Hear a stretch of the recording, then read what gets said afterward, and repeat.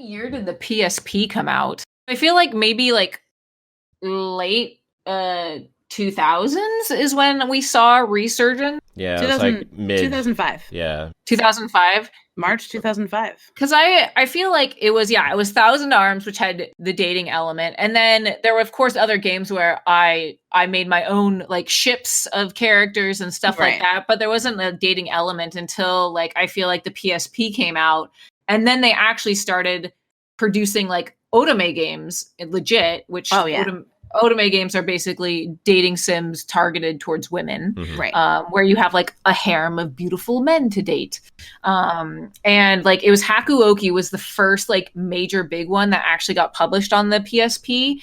And then it was like Sweet Fuse was another wonderful one. But that was, I think, the next big like surge of dating games we saw here in the United States. So it kind of had like waves basically of when dating games started to become like a thing, pretty much. I think once we had systems that kind of made visual novels more portable, I think that was when the resurgence happened. Because if you look on even Vita, like if you look at like, because there's still the Vita tons, there's tons of them on Switch even. Yeah, Switch has a lot of visual novels, honestly. It's crazy. I found this out.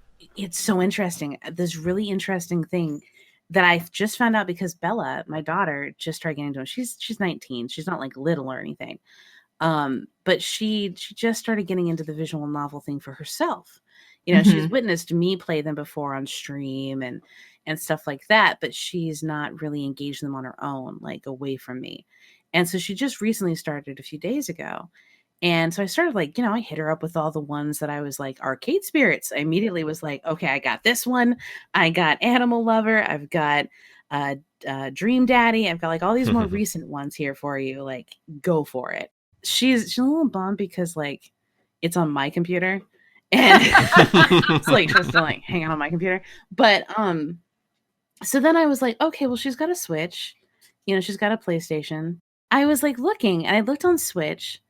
And there's a ton of visual novels there, right? There's so many. Yeah. So many. But then I looked on PlayStation, on PS4, and there's a lot. But there's two very weird, crazy differences between the systems.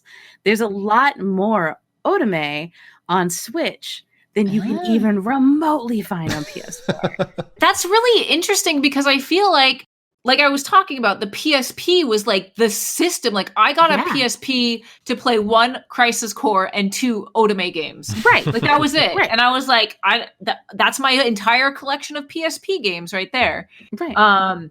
But yeah, I would expect like better coverage from PlayStation because they've always toted like Otome games. No. What you're going to find on PlayStation is, I don't know, what do they call, my brain can't remember. What is the male version where it's like male protagonist? Never remember. Yeah, I know what you're talking about. Yeah, the male protagonist harem, like ones with the girls, that is hardcore on PS4.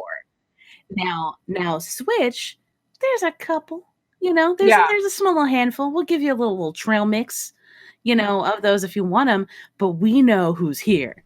And who's here are the ladies. Yeah. And they want a bevy of young menses to choose from.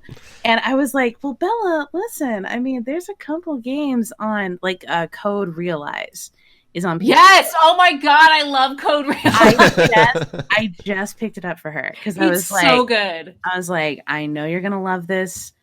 I got that one for her. So she's got that. It's like a bundle. So like she's good to go on that one. And then I go to look on Switch because I'm like, well, this is portable. You know, maybe we'll check this out on Switch. It's like the pickings are weird. They're real weird. Like there's a lot more murder mysteries with female protagonists. Not a lot of romancy stuff.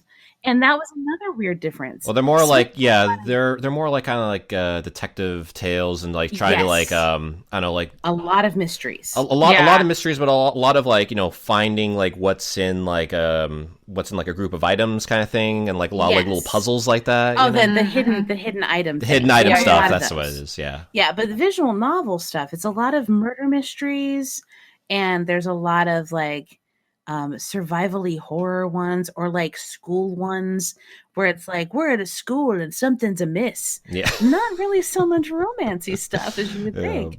But then, so like I'm like setting her up with all these, and I'm going, this is so weird that different systems have different like it's like tailored. I mean, yeah. I wonder if like a lot of that has to do though with the fact that with Animal Crossing now on Switch, there's going to be like a huge uptick of women playing on Nintendo Switch as well. So maybe like those like developers maybe realizing that, trying to take advantage of that factor. I would say that it does seem like because first off, the Switch is prime territory for a lot of like mobile games, shovelware kind of stuff. Right. Yeah. And it's almost a problem. Like you really have to like tear through the weeds to get the good stuff in there.